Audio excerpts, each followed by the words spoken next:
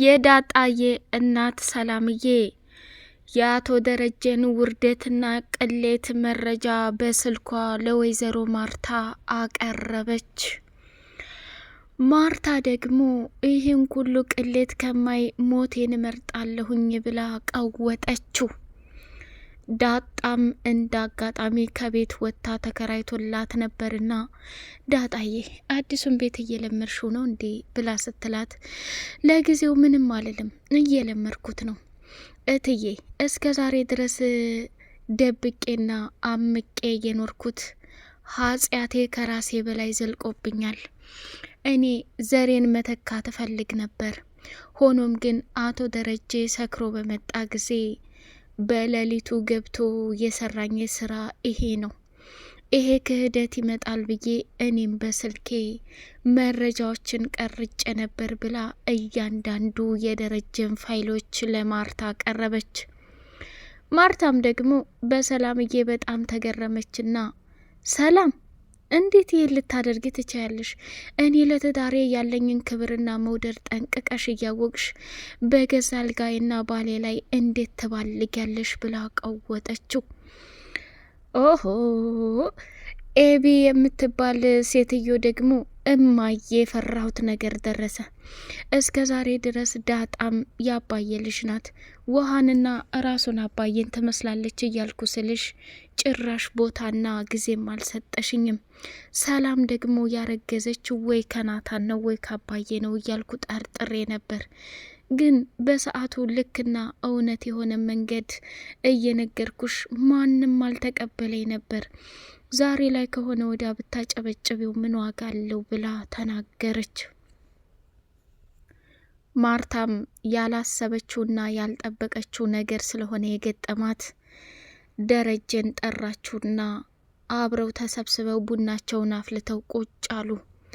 ስማ ደረጀ፣ ይህን ያክል አመት አብረን ስንኖር ከኔ ላይ ያየኸው ነገር ወይንም በሌላ ወንድ ላይ ማግጬብሃለሁ እንዴ? በትዳሬ ላይ ባልጌያለሁ እንዴ? እንዴት ይሄን ጉድ ትሰራኛለህ? ለምንስ እውነታውን አልነገርከኝም? ብላ ቤቱን በጩኸት ቀወተችው። ዳጣ ደግሞ አባዬ እማዬ በጣም ጥሩ ሰውና መልካም ሰው ናት፣ ግን አንተ ይሄን ያክል ማድረግ የለብህም ነበር። ቢያንስ እውነታውን እንኳን ብታስረዳት ይሄን ያክል ባልተጨናነቀች ነበር። ምንም ቢሆን እኮ ለትዬሄ አይገባትም ነበር። አቤጌል ክፉ ብትሆንም ለካ ያለ ምክንያት እንዳልሆነ ገባኝ። እኔ እስከ ዛሬ እህቷ መሆኔን ስታውቅ ትረጋጋለች።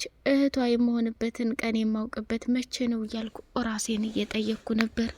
ይባስ ብለህ ደግሞ ሰላምዬን አስረግዘህ ምንም እንዳልተፈጠረና ምንም ነገር እንዳላደረክ እንዴት ትቀልዳለህ ብላ ቀወጠችው። ሰላምም እንግዲህ እትዬ በጣም ይቅርታ፣ ለድፍረቴ ከይቅርታ በላይ የምለው ነገር የለም። በሰዓቱ ጋሼ አስገድዶ ቢሆንም እኔ ደግሞ ወድጄ ፈቅጄ ይህን ነገር ያደረግኩት እኔ ነኝ። ልጅ እፈልጋለሁ፣ ይህን ያክል እድሜ እርስዎ ቤት ቆይቼ ዘሬን መተካት እፈልጋለሁ ብላ ስትል ሰላምም እስኪ አምጮ ስልክሽን ክፈችና ስጭኝ ብላ ስትላት ስልኳን ከፍታ ስታሳያት የቀዳችው ቪዲዮና ሪከርድ ቁጭ ብሎ ድምጽ ወጣ። ወይኔ ማርታ፣ ለካ ይህን ያክል አመት ሲቀልድብኝና ሲጫወትብኝ ነው የኖርከው። ደረጀ እውነቱን ንገረኝ፣ ከሰላም ውጭ ስትማግጥበትና ሌሎችም ልጆች ይኖርህ ይሆን እንዴ ብላ ጠየቀች። ለነገሩ አንተ ምን ሰው ነህ ብዬ አምናለሁ። አቤጌል ልጄ ይቅር በይኝ አለቻት። አቤጌልም ለማስመሰል እናቷ እግር ላይ ቁጭ አለችና እማዬ አንቺ አትጨነቂ፣ ሁሉም ነገር እንደሚሆን ይሆናል።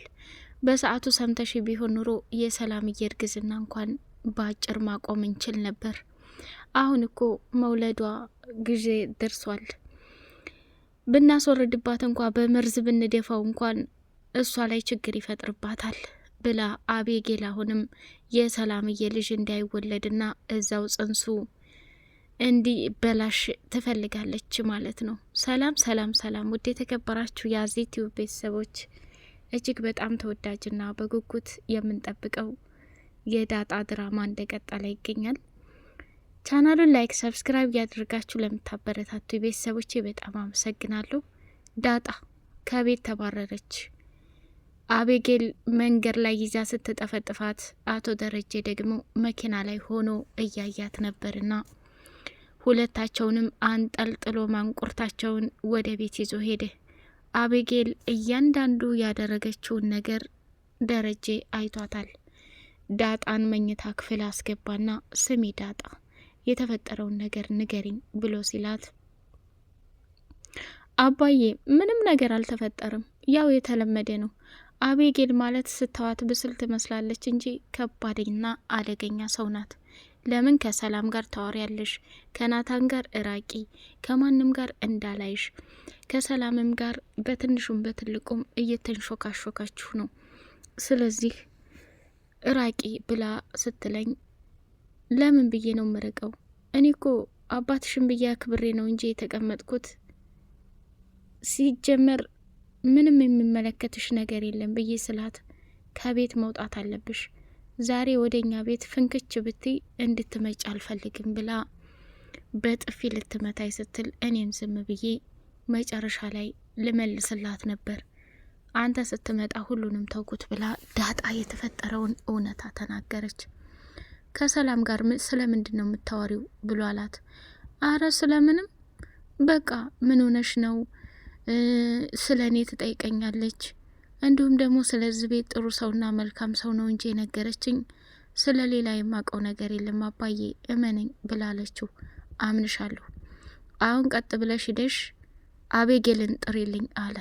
አቶ ደረጀ ተናዶ ቀበቶውን አዘጋጅቶ አቤጌልን አፈር ደም ለማስጋጥ ቆርጦ ተነስቷል። ከዛ ውሃም ደግሞ አይዞሽ የኔ ውድ እህት ኤብዬ፣ አባዬ ምንም አያደርግሽ፣ ትንሽ ብቻ ነው የሚቆጣሽ፣ ግን ምን አድርግሽ ነው እያለች ስታረጋጋትና ስትጨነቅ፣ እኔ እኮ አሞኛል አባዬ የትም እንዳትይዥ ብሏል፣ ስለዚህ ሌላ ቦታ ብትይዥ ከባድ ነገር ይፈጠራል አለች። ኤቢ ፈራችና ወደ እናቷ ዘንድ ደወለች። እማዬ የት ነሽ? አባዬ መኝታ ክፍል ሊገርፈኝ እያስጠራኝ ነው እማዬ፣ በጣም ጨንቆኛል፣ አባዬ ደግሞ ከያዘኝ አይለቀኝም እያለች አለቻት። እንግዲህ የውሃ እናት ወይዘሮ ማርታ እየበረረች ከስራ ቦታዋ አቋርጣ መጣይ። ምን ተፈጥሮ ነው ብላ ስትል ዳጣም አባዬ መኝታ ቤት ይፈልግሻል አለቻት። እንዴ እኔ ምን አደረግኩ አለች ውሃ። አንቺን አይደለም አቤጌልን ነው አለች። ከዛ ማርታ መጣችና የልጆቿን ጭንቀት ስታይ በጣም ግራ ተጋባች። ኤቢንም እቅፍ አደረገቻት፣ ውሃንም እቅፍ አደረገቻት። ዳጣዬ አንቺም እኮ እየተንቀጠቀሽ ነው፣ ምን ተፈጥሮ ነው? እኔ አላቅም፣ አባዬ መኝታ ክፍል ጥሯት ብሎ እየጠበቃት ነው። ከዛ ማርታ ተነሳችና ወደ መኝታ ክፍል ስትሄድ ደረጀ በነገር ተቃጥሎ ራሱን መቆጣጠር አቅቶት ኤቢን እየጠበቀ ነው። የት አባቷ ደረሰች? እድሜ ዘላለም እሷን ስመክርና ስጨቀጭቅ አልኖርም። ማርታ እኔ ከተነሳብኝ የማደርገውን ነገር አታቂም። ስለዚህ እሷን ልጅ ጠሪልኝ፣ ዛሬ የልኳን ማግኘት አለባት። መከርኩ፣ ዘከርኩ፣ ተቆጣሁ፣ ምን አልኩ? ያላደረኳት ነገር አለ እንዴ? የለም። አሁን ላይ ግን እንዴት መንገድ ላይ ዳጣን በጥፊ ትጠፈጥፋታለች? የማንም ሰው ክብር መሳለቅ ያልሆን እንዴ? በፈጣሪ ከየት ነው የተፈጠረችው እቺ ብላ በጣም ተናደደና ደሬ ባክህ የዛሬን ተዋትና እኔ መክራታለሁ፣ እኔ እቆጣታለሁ፣ እባክህ ተረጋጋ። በጭራሽ ዛሬ ልክ ልኳን ታላቃጥላትና ሳልደበድባት የትም አባቷንስ እንዳታመልጥ ብሎ ማርታን ተናደደና ከዛ መኝታ ክፍል አስወጣት። ሰላምዬ ወደ ናታን ዘንድ ሄዳ ናታን ምን ሆነሃል የኔ ልጅ? እንደው ሁል ጊዜ መጽሐፍ አንቀህ እዚህ ብቻህን ሆነህ በልና ቶሎ ተጫዋት። ዛሬ ኤቢ ከባድ ጥፋት አጥፍታ ነበርና አባቷ ገርፏታል እና አሁን ታርቀው እየተሳሳቁ ነው፣ ና ቶሎ ብላለችው። እሺ ሰላምዬ ያችንም ወዳትን ቡና አፍሊልኝ መጣሁኝ ብሎ አላት ማለት ነው። ወይ ያንተ ነገር እንደው ሰው ባንተ እድሜ ብዙ ነገር ያደርጋል፣ አንተ ከመጽሐፍ ጋር ተያይዘዋል አይደል እያለች አለች። ምን ላርግ ሰላምዬ፣ በአሁን ሰዓት ባነብና ባጠና ብዙ ነገር እሸምታለሁ ብሎ አላት። እንግዲህ ኤቢ እየተንቀጠቀጠችና እየተንዘፈዘፈች ወደ አባቷ ዘንድ ስትሄድ አባቷም ደግሞ አልጋ ላይ ቁጭ አድርጎ በቀበቶ እስከሚበቃትና ደም እንባ እስከምታለቅስ በቀበቶ አፈር ደም አስበላት። ስንት ጊዜ ነው የመከርኩሽ? ይህ ተንኮልና ክፋት ገደል ያስገባሻል፣ እረፊ እያልኩ ስንት የነገርኩሽ? ጭራሽ ዛሬ ይባስ ብለሽ መንገድ ላይ ልጅቱን ትደበድቢያታለሽ። ሁሉንም ነገር መኪና ውስጥ እያየሁ ነበር፣ እየሰማችሁ ነበር። ዳጣ በጭራሽ ምንም አልደረሰችብሽም። አባዬ እኔንም ተረዳኝ። ያለ ምክንያት አይደለም እንደዛ ያልኳት። ከሰላም ጋር እያወሩ የነበረውና ከሰላም ለሰላም ባልተከራይታ በጭራሽ ልሰማሽ አልችልም። አቤጌል ከአቅሜ በላይ ሆነሻል። ማን እንደሆንኩኝ እኔ ያሳይሻለሁ አለና እስከሚበቃው ድረስ ቀጠቀጣት። ከዛ በሪታና በጩኸት ስትቀውጠው ማርታ ዘላ ገብታ እንዴ ደረጀ ልጅቱን ልትገላት ነው እንዴ? በቃህ እስከ ፈለክ ድረስ ገረፍካት፣ ካሁን በኋላ ያለው ደግሞ ይበቃሃል ብላ ደረጀን ከዛ ክፍል አስወጣችና አቤጌልን እቅፍ አድርጋ ማረጋጋት ጀመረች። እናቶዬ በገዛ እጅሽ እኛው ልናጠፋሽ ነው አይደል ልጄ? እንደው ስንቴ ልንገርሽ፣ ዛሬም ተመከርሽ ነገም ተመከርሽ ጥፋት። አባትሽ ግን ከያዘ እንደማይለቅሽ በተደጋጋሚ ነገርሽ ነበር። ኤቢ እንደው መኖር እየፈለግሽ በገዛ አባትሽ እጅ ትጠፊያለሽ? አረ እንደው ከምን አይነት ጉር ነው የተፈጠርሽው ብላ በጣም ስላመማት የተመታችበትን ቦታ እየደባበሰችና እያሻሸች ልጇን አረጋጋች። ከዛ የቤተሰብ ጠብ በጣም ደስ ይላል አይደል?